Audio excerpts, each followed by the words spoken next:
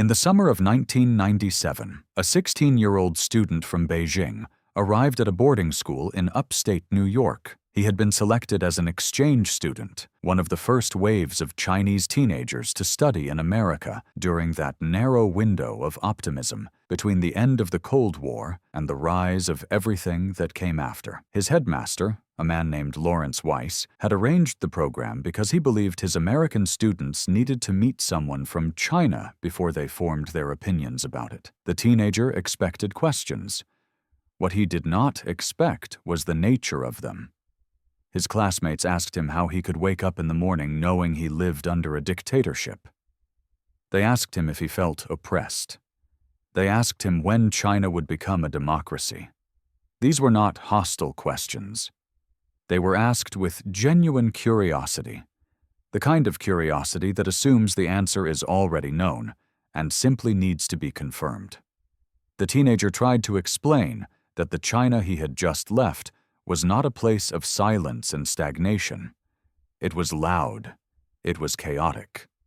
It was filled with arguments about economic reform, about joining the World Trade Organization, about hosting the Olympics. His classmates listened politely, but he could see in their faces that they did not believe him. Or rather, they believed he believed it, which was not the same thing. This was not limited to teenagers. The host family he stayed with was politically active, well-educated, the kind of people who attended fundraisers and read the newspaper every morning. They asked him the same questions. Even the adults who should have known better possessed a vision of China that was entirely fixed. It was a place of backwardness and repression, a country that had somehow failed to follow the correct path of development and would inevitably collapse or reform itself into something resembling the West. The teenager found this baffling, because the China he knew was nothing like the China they imagined. Fast forward nearly 30 years. That teenager is now an economist. The backward country he left behind is now the second largest economy in the world. And yet, the questions have not changed. The assumptions have not changed. The most popular books written about China in the West are still the ones predicting its imminent collapse. The Great Fall of China. The coming collapse of China. China's economic model is running out of steam. For 3 decades, this has been the refrain. And for 3 decades, the collapse has not come. What this suggests is not that China is invincible. It suggests that the framework used to understand China is broken.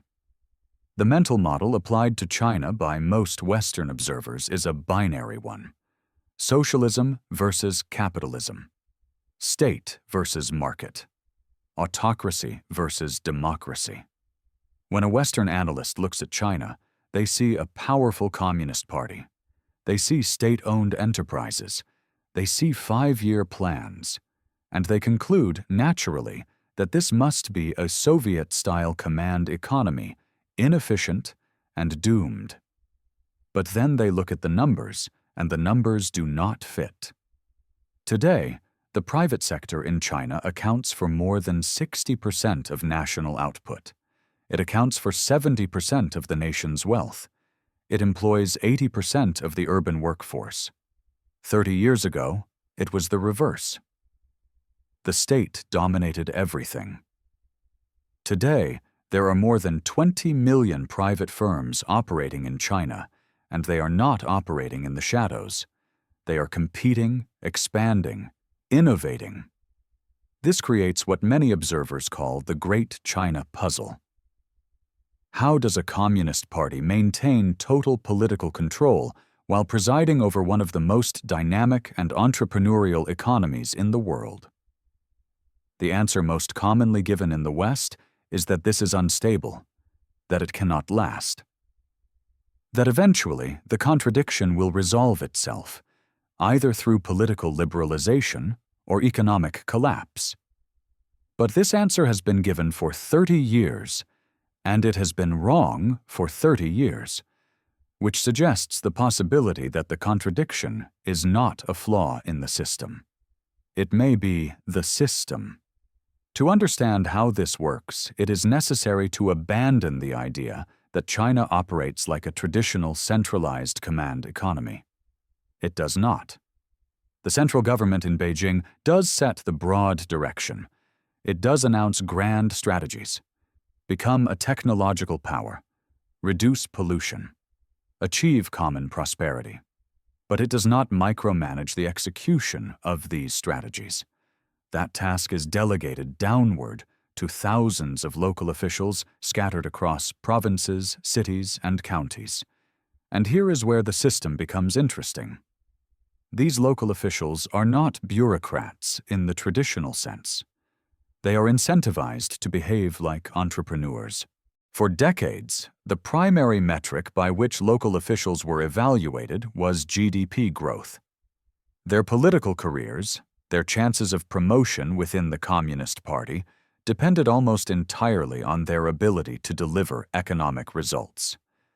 This created what some economists call GDP worship. It turned mayors and provincial governors into venture capitalists. They competed with each other to attract investment, to build industrial parks, to lure private companies to their jurisdictions.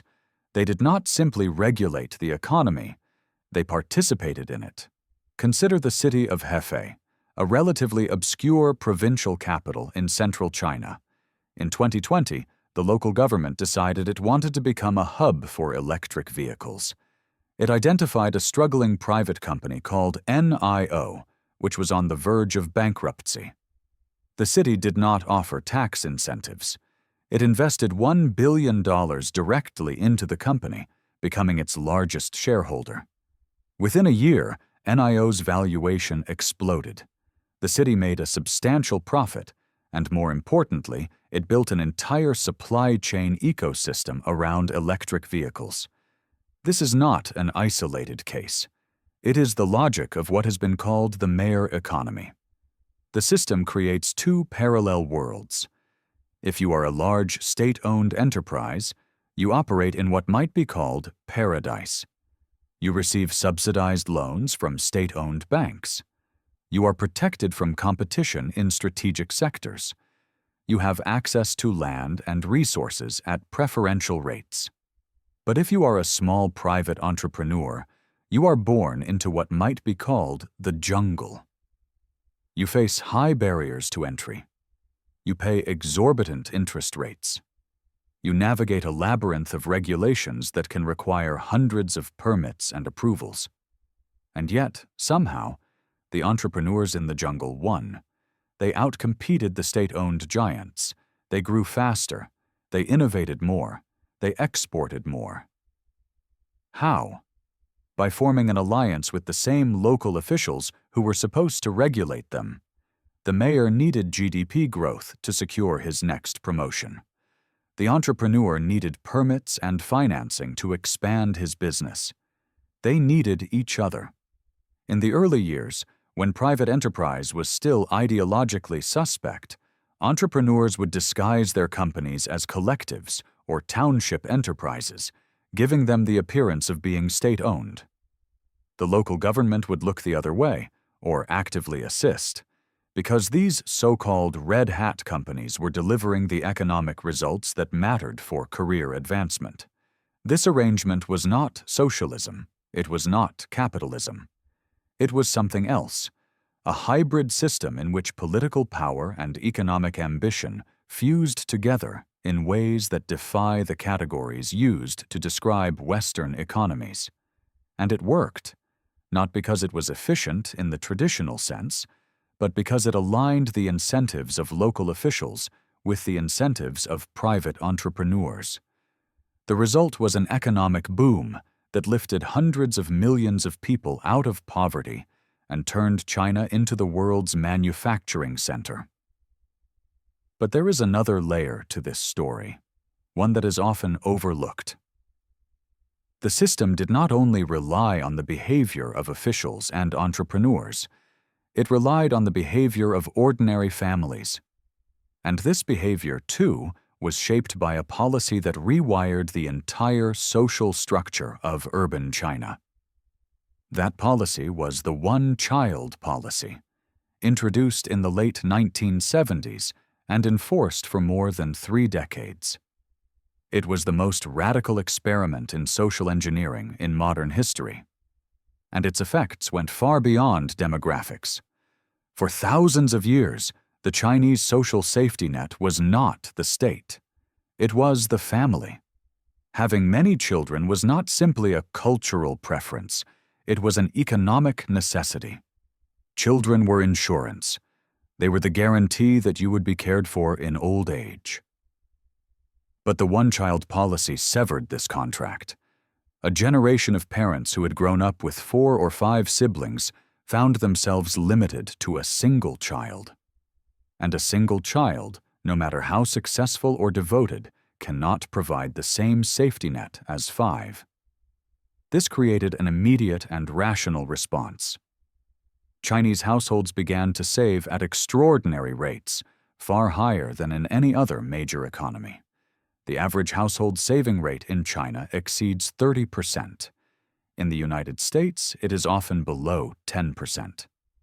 The conventional explanation for this is cultural, Confucian values, frugality. But this explanation misses the structural reality. Chinese families save because they have no choice. They save because they cannot rely on their children to support them in the way their own parents relied on them. They save because the state pension system is underdeveloped and unreliable. They save because they are managing a risk that previous generations did not have to manage alone. But the one-child policy did not only affect parents, it affected the children themselves in ways that were entirely unexpected.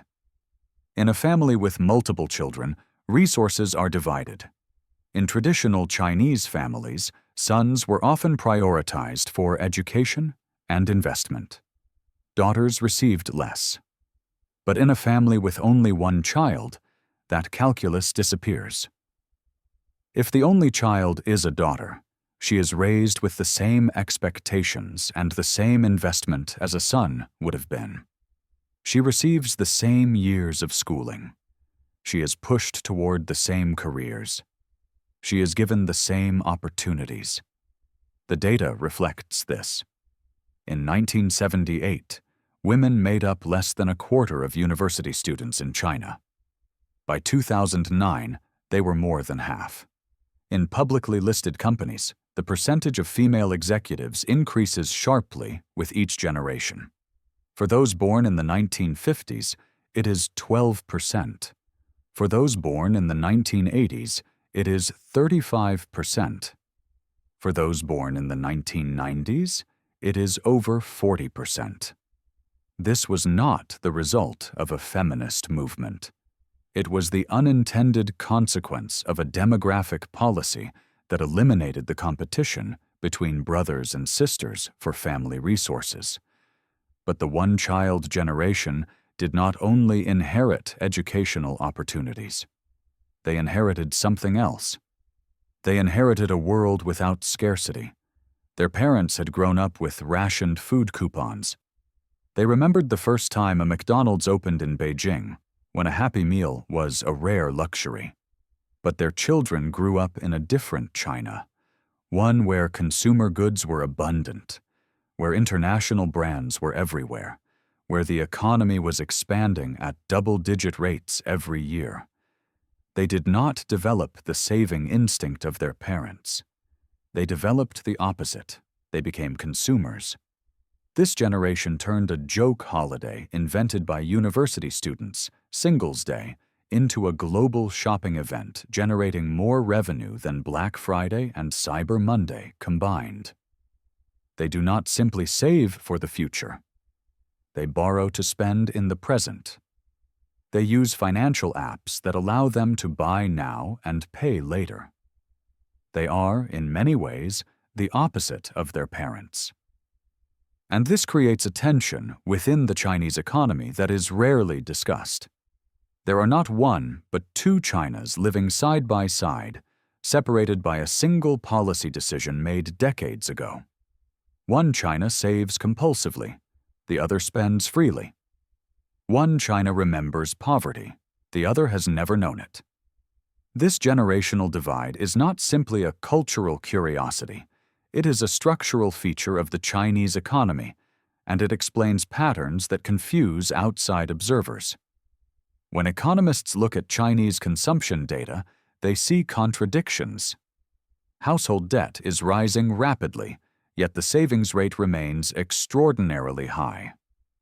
Luxury goods sales are booming, yet consumer spending as a percentage of GDP remains below Western levels.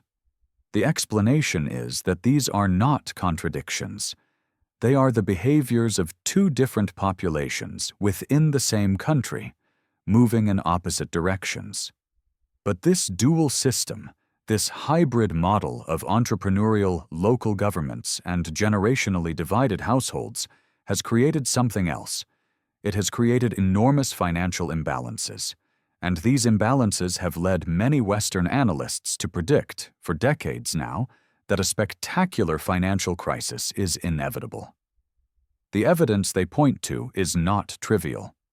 The Chinese stock market has been one of the worst performing major markets in the world over the past decade. Housing prices in major cities have reached levels that seem detached from any reasonable measure of affordability.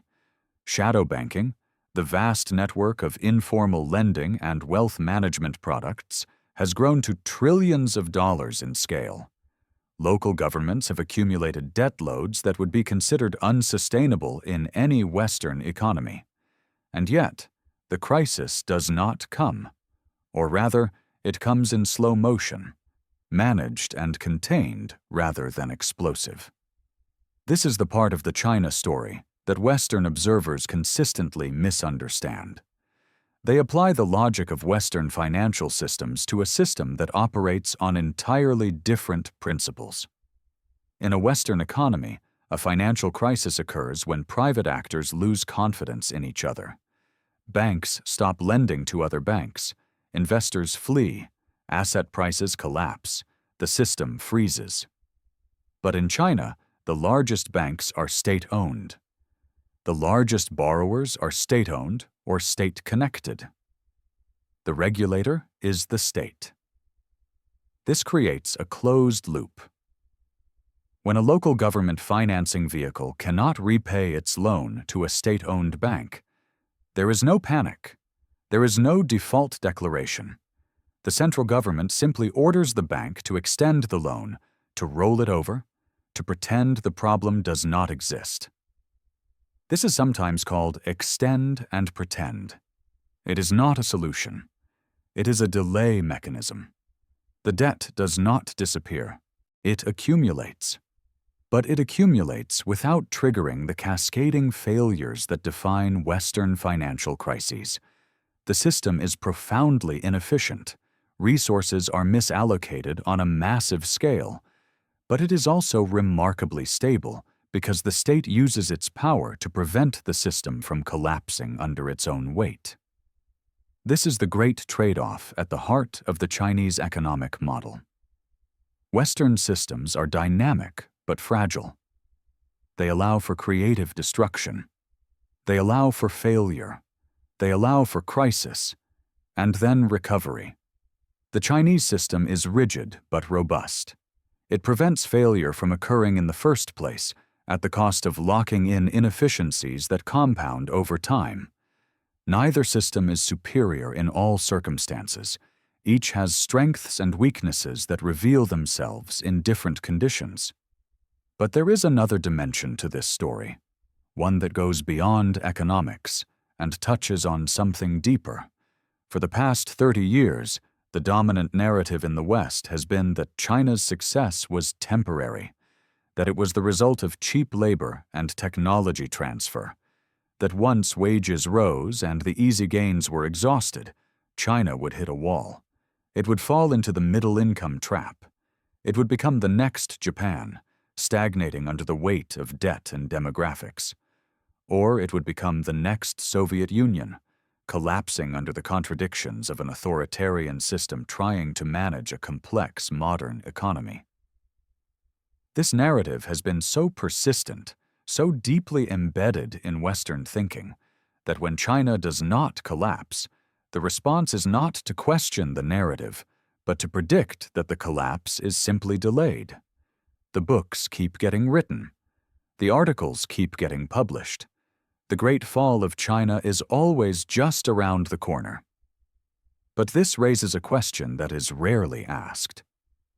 What if the narrative itself is wrong?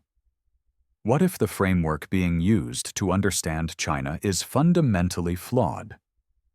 The assumption underlying most Western analysis is that there is one correct path to development. That path involves market liberalization, political democratization, and convergence with Western norms. Countries that follow this path succeed. Countries that deviate from it eventually fail. This is not stated explicitly. It does not need to be. It is the background assumption that structures the entire conversation. But China has now been deviating from this path for more than 40 years. And it has not failed. It has grown. It has industrialized. It has become a technological competitor. It has lifted more people out of poverty in a shorter time than any country in human history. This does not mean the Chinese system is better. It means the assumption of a single correct path may be incomplete. It means there may be multiple ways to organize a modern economy, each with different trade-offs, each suited to different conditions. The Chinese model is not exportable. It is deeply rooted in specific historical circumstances, in the structure of the Communist Party, in the legacy of central planning, in the cultural emphasis on family and hierarchy. But the fact that it is not exportable does not mean it is illegitimate or unsustainable. It simply means it is different. And this difference is what makes the relationship between China and the West so difficult to manage, because the West, particularly the United States, operates on the assumption that its values are universal. That liberal democracy is not simply one option among many, but the only legitimate form of government. That market capitalism is not simply one way to organize an economy, but the only rational way. This belief is not cynical, it is sincere, but it creates a psychological barrier. If China succeeds without adopting Western political institutions, it challenges the entire narrative the West has told itself about why it succeeded. For 2 centuries, the West has explained its dominance through values. We are successful because we are free. We are prosperous because we are democratic. We are innovative because we protect individual rights. But if a country can achieve similar outcomes through a different system, then the story becomes more complicated. It suggests that success may have had less to do with values than with power, with geography, with timing, with the accidents of history. This is an uncomfortable realization, and it is one that much of the Western establishment is unwilling to confront. Instead, the response has been to frame China not as a competitor, but as a threat. Not as a different model, but as a wrong model. The language used to describe China in Western policy circles has shifted over the past decade from engagement to containment. The assumption is no longer that China will converge with the West, but that it must be prevented from offering an alternative. This shift is often justified in terms of security, of human rights, of protecting the rules-based international order. But underneath these justifications is a deeper anxiety. The anxiety that the world may not need to follow the Western path in order to modernize. This brings us to the present moment and to the question that hangs over the entire relationship. What happens next? The old playbook, the one that allowed China to grow rapidly by keeping wages low and accepting environmental damage, is finished. The political leadership in Beijing knows this. They have spent the past several years trying to pivot from a model based on high-speed growth to one based on what they call common prosperity. This means reducing inequality. It means reining in the power of technology billionaires. It means shifting resources from coastal cities to the interior. It means prioritizing social stability over raw GDP growth. This pivot is messy. It is creating uncertainty. It is spooking investors. But it is also deliberate. The Chinese government is attempting to solve the problem that has torn apart much of the West over the past 2 decades. How do you manage the disruptive power of technology and globalization before it creates the kind of social fragmentation and political polarization that makes governance impossible? They are trying to compress decades of Western social adjustment into a few years of state-directed intervention. Whether this will work is unknown. But the fact that they are attempting it suggests they understand the risks of allowing inequality to spiral unchecked. Meanwhile, the West is attempting its own pivot. It is trying to rebuild the supply chains it spent 40 years dismantling. It is trying to bring manufacturing back home, to reduce dependence on China, to create what policymakers call resilience. But supply chains are not modular. They cannot be simply unplugged from one location and plugged into another. They are ecosystems, built up over decades through countless small decisions by thousands of companies. They are embedded in geography, in infrastructure, in networks of trust and expertise. Relocating them is not impossible, but it is expensive, slow, and incomplete. The result is a world that is neither fully integrated nor fully separated. A world in which political rhetoric calls for decoupling while economic reality maintains deep entanglement. American companies continue to operate in China because they cannot afford to leave. Chinese companies continue to rely on Western technology because they have not yet achieved full self-sufficiency. The two economies are locked in a relationship that neither side fully controls and neither side can easily escape. What makes this moment different from previous periods of great power competition is that the competition is not only economic or military, it is also a competition of models. For the first time since the end of the Cold War, there is a major power offering a different answer to the question of how a modern society should be organized. That answer may not be appealing to everyone. It may not even be successful in the long run. But it exists, and it is backed by the world's second-largest economy. And this creates a problem for a world order that was built on the assumption that there was only one correct answer. The story America told itself about China was a story of inevitability. China would either reform itself into a version of the West, or it would collapse. This story was comforting because it required no adjustment. It required no rethinking of assumptions. It required no acceptance of alternatives. But the story has not come true, and it shows no signs of coming true. Which means the real question facing both countries is not whether China will change to become more like the West, but whether the West can accept a world in which it does not.